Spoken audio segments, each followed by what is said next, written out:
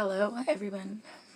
Okay, I'm back for the second part. Well, chapter 2 of Pimp by Iceberg Slim.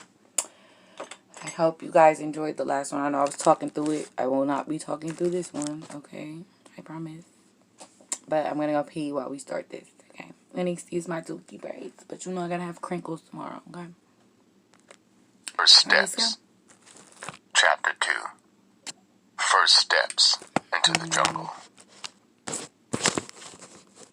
The slide was greased. I was starting my long plunge to the very bottom of the grim pit. I guess my trip downward really was cinched when I met a petty hustler who was very likable, and we became pals. My hustler pal was called Party Time. By the time he was 23, he had done 4 bits in the joint. On each fall, he had been jacked up for either strong-arm robbery or till tapping. He got his moniker hung on him because as soon as he scored for scratch, he would make fast tracks to the nearest underworld bar. When he got inside the door, he would shout, "All right, you poor-ass bastards, it's party time, and Joe Evans is in port, with enough scratch to burn up a wet elephant. All you studs stop playing stink finger with these long cock whores, and everybody belly up to the log and get twisted on me." His flat African features were pasted to a skull that could have belonged to a caveman. He was short, powerful, and shiny black. He was ugly enough to break daylight with his fist, but for some curious reason, he was irresistible to many of the thrill-seeking white women who sneaked into the black side of town, panting as they chased after that hoary myth. "Nigger men do it so good, it thrills you to your toenails." There was a fast sheet joint with the trick rooms in the rear, right on the alley. I was peeping one night into one through a frayed shade when I saw Party Time for the first time. My eyes were bugging when I saw the tall Viking-type white man, his tiny but voluptuous female white companion, and Party Time taking their clothes off.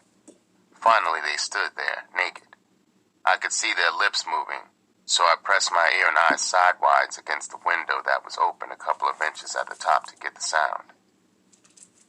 The white joker was tenderly hefting Party Time's weapon into his hand like maybe it was Ming Dynasty pottery. He said excitedly to the broad, "Oh, honey, can you believe the size, the beauty of it?" In the glow of the room's red light, that broad looked like an animated portrait by Da Vinci. Her eyes were blue fire in her passion. She purred like a Persian kitten and pounced onto the bed. Party Time stood at the side of the bed looking down at her. He was an ebony executioner. His horizontal axe cast a cruel shadow across the snowy peaks, rose-tipped. My trouser front was tinted as I pressed even tighter against the window. Oh, shit. I'm sorry. I had never seen anything like this back in Rockford. My bad. Then, to my amazed ears, the white man said a strange thing as he pulled a chair to the end of the bed and sat on the very edge of it. He was breathing hard when he said, "All right now, boy. Stab it into her. Hurt her. Punish her. Crucify her. Good boy. Good boy."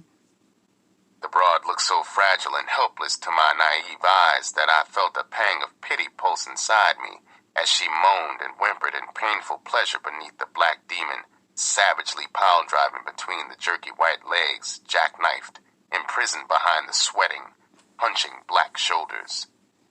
Like he was trying to make a home, Party Time was asking in a hoarse voice over and over, "Beautiful bitch, is it good? Beautiful bitch, is it good?" The white man was an odd, funny sight as he raced around the arena like a demented Caesar, cheering on his merciless black gladiator. Finally, when the show was over and they started to dress, I went to the front and sat on a stoop next to the joint. I wanted to get a close-up of the freaks. When they got to the sidewalk in their street clothes, they were disappointingly normal. Just a clean-cut white couple having a parting chat with a grinning black Negro. The mixed-up couple went down the sidewalk away from me. Party time came toward me. He didn't notice me sitting on the stoop. I was itching with curiosity, so I hit on him when he came abreast. It startled him.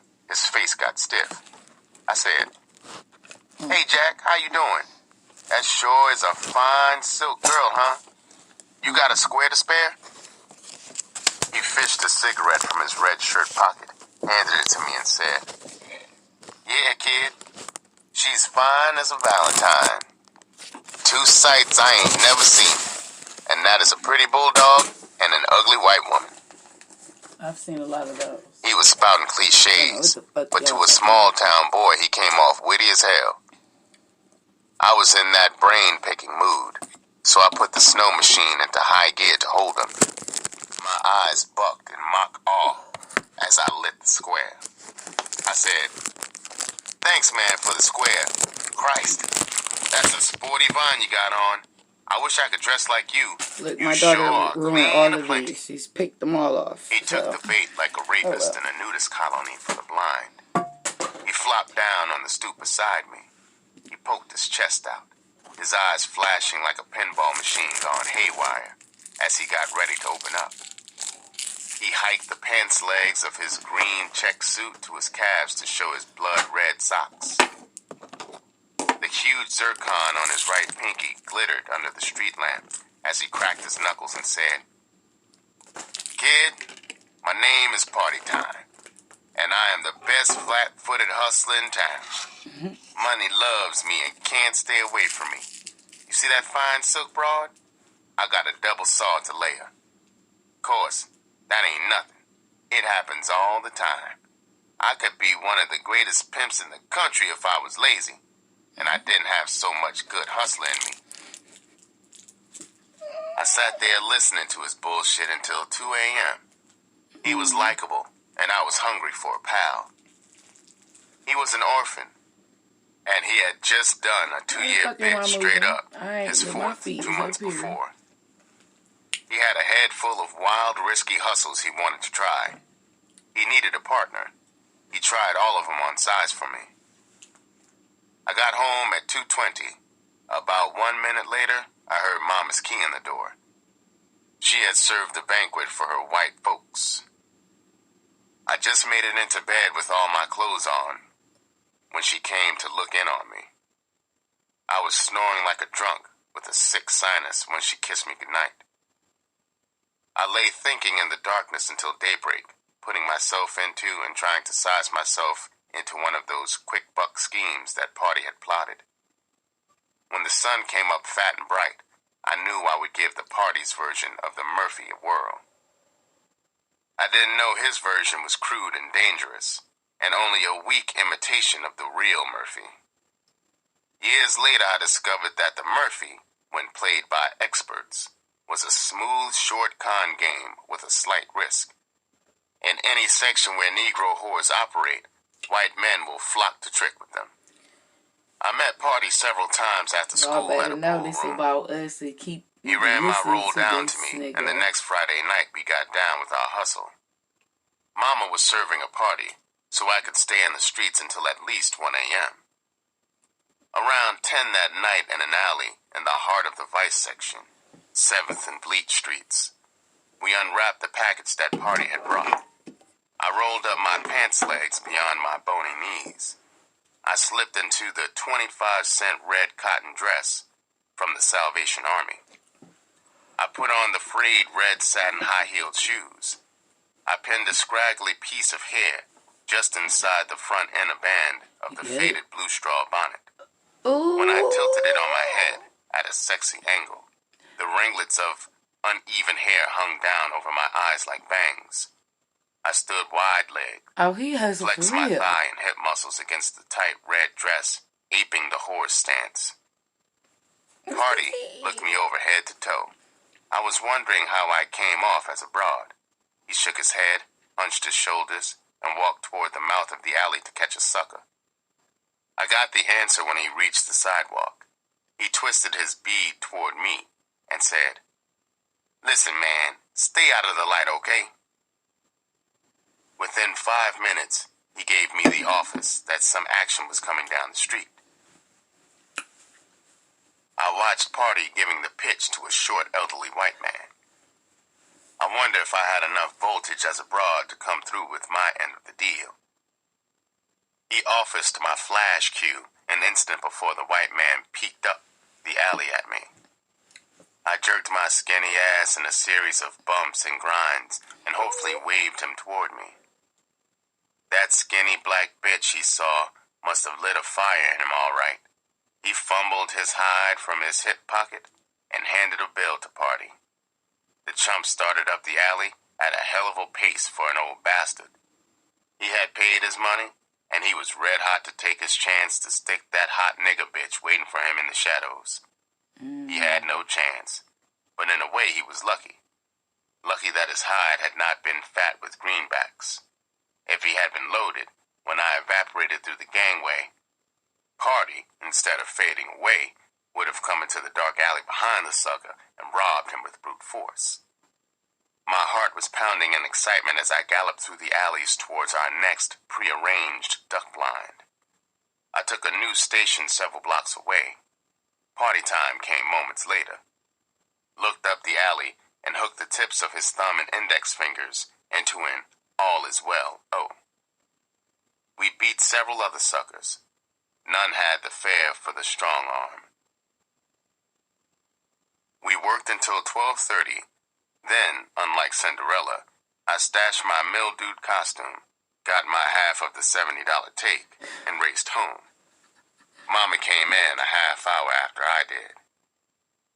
As in all other things, there are many Murphys. Real Murphy players use great finesse to separate a mark from a scratch. The most adept of them prefer that a trick hit on them.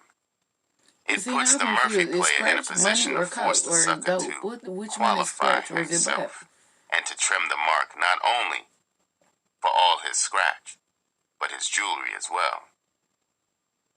When approached and quizzed by a mark as to where a girl can be found, the Murphy man will say, "Look, buddy, I know a fabulous house not more than 2 blocks away. Brother, you ain't never seen more beautiful, freakier broads than are in that house. One of them, the prettiest one, can do more with a swipe than a monkey can do with a banana. She's like a rubber doll. She can take 100 positions." At this point, the sucker is wild to get to this house of pure joy. He entreats the con player to take him there, not just direct him to it. The Murphy player will prat him to enhance his desire. He will say, "Man, don't be offended, but Aunt Kate that runs the house don't have nothing but high-class white men coming to her place. No niggas or poor white trash. Okay. That's how big it's shot written. politicians. You look like a clean-cut white man, but you ain't in that league, are you?" Ooh. At this pricking of his ego, the mark is ready for the hook. He will protest his worth as a person and his right to go where any other son of a bitch can go. Hell, for a high-class lay, a double saw wouldn't faze him. Few can resist the charm of exclusivity in its myriad forms. The con player, still hedging, shoring up firmly the convincer, will then say, "Man, I believe you ain't going dead and today, everything bitch. you say is true as gospel. Sorry, y'all. In This fact, shit going dead. Hold on. I like you, pal, but try to see I my gotta plug side. this bitch up. First, to show you I trust you, I'll tell you a secret. I've been working for Aunt Kate's house for many years now as her outside man, making sure only nice Now dates y'all can went up see his there. ass like a little Aunt bit. Kate and I got Yes. an airtight system. Friend, I know you will help me keep Aunt Kate's You know rules, what? so let's go. So y'all can see I this am nigga taking face. you to the thrill of your life. While keeping up an inflaming description of the whores and sexual delights to be found only in Aunt Kate's, the Murphy player had steered the sucker to a pre-chosen, neat, attractive apartment building. In the foyer, in a subtle but compelling manner, the con player nudged the mark into a fast meeting of minds, the question agreed upon. As hot as he was, he couldn't go up before he checked in all valuables. It was Aunt Kate's unshakable rule. Aunt Kate was rock right, never to tempt or trust a whore. Only fools trusted whores, right?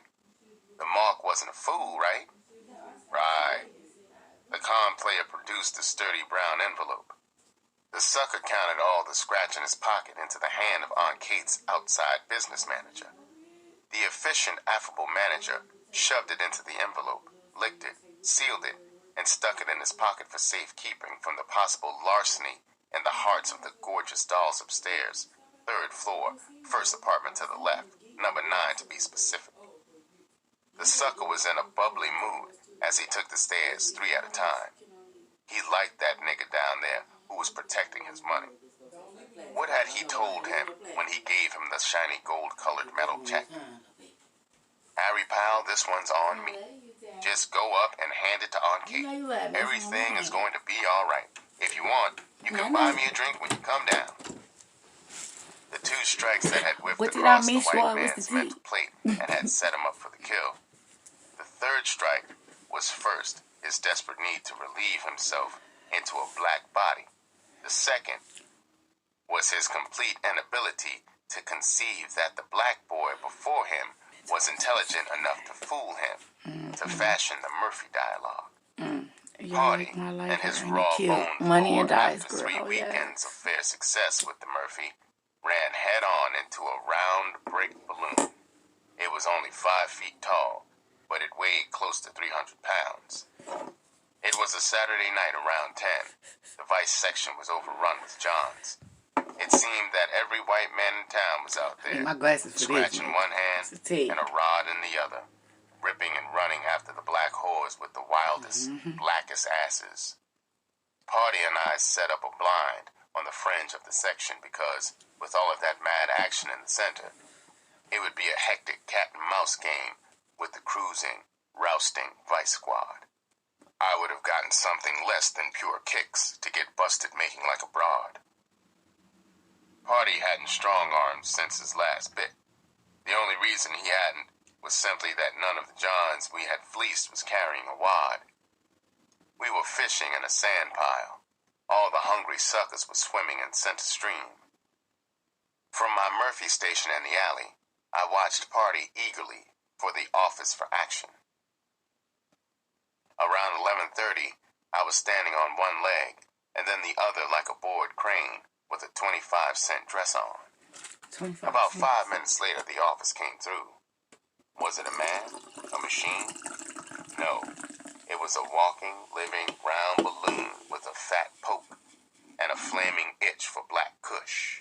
It stood there fascinated by my furious bumps and grinds.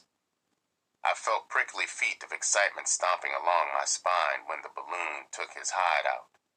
Party jerked rigid at the sight of its contents. Even as the balloon bounced toward me, I inched toward my point of evaporation. I knew the strong-arm lust had exploded inside Party, and sure as hell, he was going to come up that alley and smash the air out of the balloon. I quit the scene and poked my head into the alley, farther up. I could hear guttural grunting, the kind of sound a heart case makes when he's riding hard to convince a nympho that he's a raging tiger. It was the balloon that was grunting, and he held Party in a crushing stranglehold. My heartbeat backfired and melted the starch in my props. I collapsed onto a garbage can. The balloon was also a weightlifter. Poor Party was hanging high over the head of the monster, and then flung to the alley floor with a shattering whoop, where he lay like a rag doll. At the booty hole. The balloon hollered as he leaped into the air, and then fell like a ton of concrete on moaning Party. My daddy to tell me about this. I was almost puking in pity for Party, but I just couldn't find the strength to get off that garbage can and join the fray. Anyway, it wouldn't have been ladylike. The derrick scooped Party from the alley and flung him across his back. I watched Party's rubber neck bumping against the balloon's rear end as he was carried to the sidewalk. I jetted out of there and went to the roof of my building. I watched for the rollers I was sure were coming to bust me, but they never came. Old Party had had the funky luck to try the strong arm on a professional wrestler called the Blimp. Party went back to the joint for a yard after he got out of City Hospital. One thing about Party, he wasn't copper hatred. He never tipped my name to the heat. When he got older and lost his nerve to hustle, he got a crazy desire to pimp. He wasn't the type, but he kept trying until he ran a gorilla game on a dope dealer's broad and was set up for a hot shot. Party tried his fists and muscle until the pimp game broke. The pimp game is like the watchmaker's art. It's tough. Party went through his life struggling to make a watch while wearing boxing gloves. Party's bad break sobered me, and I started hearing what was going on in day classes at school. At 15, amazingly, I graduated from high school with a 98.4 average. There was a sizable alumni of Tuskegee, a Southern Negro college, who insisted upon Mama letting them underwrite all expenses for my education at their alma mater. Mama leaped at the chance. The alumni went into debt and sent me down to that hallowed school with a sparkling wardrobe. They didn't know I had started to rot inside from the street poisoning. It was like the poor chumps had entered a poison horse in the Kentucky Derby and were certain they had a cinch winner. They couldn't know that they had their hearts and blood money on a born loser. A rich bonanza was at stake, the success of my very life itself, the rescue of Mama from her awesome guilt, the trust and confidence of that big-hearted alumni. My mental eyes had been stabbed blind by the street. I was like a freakish joker. A little bit takes the weed look off your lips. Just a little bit of pink. On campus, I was like a fox Lips in a aren't black anymore, aren't they? Within 90 days after I got down there, This is I had slicked a Saint maidenhead on a Germain, half-dozen curvy my co-eds. favorites. Somehow, I managed to get through the freshman year, but my notoriety was getting awful. The campus finks were envious, and it was too dangerous to continue to impale co-eds on my stake. In my sophomore year, I started going into the hills near the campus to juke joints. With my slick northern dress and manner, I was Prince Charming in spades to the pungent, hot-ass maidens in the hills. A round butt, barefoot beauty, 15 years old, fell hard for me. What? One night, 15. I failed to meet her in our Well, favorite R. Kelly ain't the only bushes. one, huh? I had stuck her up to keep a date in another clump of bushes with a bigger, hotter, rounder ass than hers. Through the hill grapevine, she got the wire of my double cross. It was high noon on campus the next day when I saw her. I had just walked out of the cafeteria onto the main drag. The street was lousy with students and teachers. She stood out like a pope in a cat house. Her potato sack dress was grimy and dirty as hell from the long trip from the hills. Her bare feet and legs were rusty and dusty. You even run She on saw me, dirt a road, baby. wild heart beat after I saw her. She battle-cried like an Apache warrior, and before I can get the wax out of my props, Indian. she had raced close enough toward me so that I could see the insane fury in her eyes. Beads of sweat clung to the kinky hair and the pit of her arm that was upraised. Gripping like a dagger of a broken Coca-Cola bottle, the jagged edges were glinting in the sun. The screaming teachers and students fled like y'all could see terrified hair sheep in the the wake of a sun, though. You panther. could see if a bitch I got hair don't on remember it. what athlete was reputed to be the fastest human in the world that year, but for those few seconds after I got the wax out of my legs, I was. When I finally looked back through the cloud of dust, I saw the crazy broad as a speck in the distance behind me. Mine had been a carpet offense, and I was on it in the office of the school president. I stood before him seated behind his gleaming mahogany desk. He cleared his pipes and gave me a look like I had jacked off before the student body. He held his head high, his nose reaching for the ceiling like I was crap on his top lip. In a sneaky southern drawl, he said, "Boy, you are a disgrace to our fine institution. I'm shocked that such has occurred. Your mother has been informed of your bad conduct. Our board is considering your dismissal." In the meantime, keep your nose clean, boy. You are not to leave campus for any reason. I could have saved my worry over dismissal. That alumni had powerful pull, all right. I got a break and got the chance to stay until midterm of the sophomore year when I went for the okey-doke. I took a bootlegging rap for a pal. What goes around comes around, old hustlers had said. Party had taken our beef without spilling. Anything with a buzz in it was in great demand on campus. A pint of rot gut whiskey brought from $7.50 to $10 depending on supply.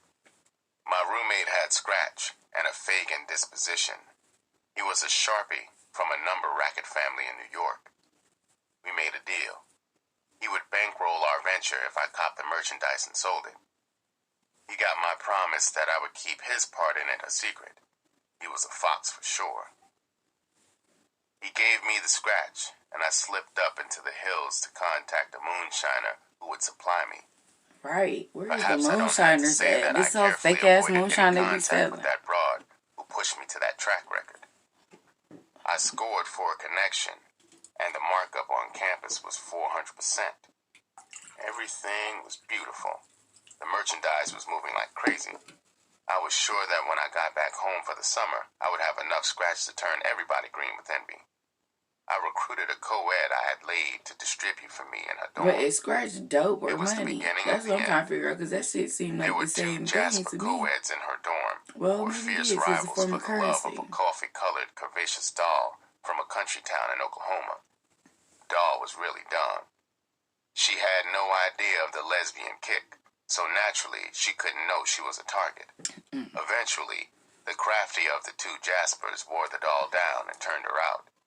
They had to keep the secret of their romance from the other Jasper because she was so tough and built like a football player. She was doing money favors for the doll, hoping to get into her pants. The doll and her jockey were in cahoots, playing the sucker Jasper hard for the scratch. One night, the doll and her jockey were tied into a pretzel doing the 69 and drunk as hell on my merchandise when their passionate outcries reached the ears of the muscular Jasper. The bloody fight and spicy details were topics for statewide gossip. In the heat of the investigation, my agent fell apart. She put the finger on me, and within a week, I was on the train going back to the streets for good. I didn't turn over on my roommate. I obeyed the code. Mama changed jobs a week after I got back to nurse and cook for a wealthy white recluse. Now I really stuck my nose in the devil's ass. Mama had to stay on the place. I saw her once a week on Sunday when she would come in for a day. That was the only time I stayed at the hotel. I had found a fascinating second home. I gotta a gambling joint run by a broken-down ex-pimp and murderer called Diamond Tooth Jimmy. The 2-carat stone wedged between the upper front rotting teeth was the last bulk memento of his infamy as the top ass kicker of the 1920s. He boasted endlessly that he was the only nigger pimp on earth who had ever pimped in Paris on French girls. I was to discover later, when I would meet and be trained by the master, that Jimmy was a mere buffoon, an amateur not fit to hold the master's coat. After the suckers were trimmed and all the shills had been paid, Jimmy would lock the door and then, like a ritual, light up a thin brown reefer. As he talked, he would pass it to me, cursing me affably, but not inhaling deeply and holding the smoke, as he put it, deep in my belly. When dawn broke, he would go out through the joint door home to the 19-year-old Jasper, on whom he lavished furs and jewels. He was a real sucker. I would go to bed in the tiny cubicle in the rear of the joint and dream fantastic dreams. Always beautiful whores would get down on their knees and tearfully beg me to take their money. For several months, I had been screwing the lustrous daughter of a popular band leader. She was 15. Oh, you allowed to be on Her name was June. Am I allowed to work? And she had a wild yen for me. She had a habit of waiting down the street from the gambling joint until Jimmy left. You told me, and then she would come up and get on the army cot with me. I know you do. She would stay until 7 o'clock at night, She knew I had to clean the joint for action around 9. I love you. One day, around noon, I Let's asked her, pay you guys. "Do you love me enough to do anything I'm for me?" live. She It's said, okay. This ain't the sex line. "Yes." Good. So I said, "Even turn the trick?" She Wait, said, what you just see? "Anything." I put my clothes on and went to the street and saw an old gambler whom I knew was a trick and told him what was upstairs. Sure enough, he gave me a $5 bill, the asking price, and I took him upstairs and let him in on her. She turned him in less than 5 minutes. Oh, we got My 15 minutes 17-year-old now. brain Hopefully, this was still the this depression. is the last I could for get the next rich chapter. with this girl and drive a big white Packard. My next prospect was all wrong. He was an acquaintance of the band leader, June's father. He went upstairs, saw her, and called the father in Pittsburgh. The father called the local police department, and my pimping career died a morning. When the detective came, I was still out there looking for tricks for the down payment on that big white Packard. Diamond Tooth's bullshit had screwed me for certain. My mother, of course, was shocked. She was sure it was a frame-up. That June, that evil girl, had led her sweet little Bobby astray. At the county jail 2 days before my trial, I left my cell on an attorney consultation pass. A short, gopher-faced Negro sat in the cage at an old oak desk, grinning at me. My Y'all, blood ran I cold. gotta go check on my My baby. palms Okay. got slippery wet as I took a You seat listen. across from him. The gleaming yellow gold teeth filling his mouth had been a flash of doom. Christ, I thought, a deep south nigger lip.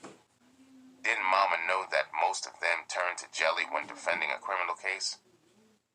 The rodent wiped his blue-black brow with a soggy handkerchief and said, "Well, Bobby, it seems that you're in a little trouble, huh? I am Attorney Williams, an old friend of your family. I knew your mother as a girl." My eyes sent special delivery murder across the table to that ugly bastard. I said, "It isn't a little trouble. Under the max, I can get a fair." He fingered his dollar necklace.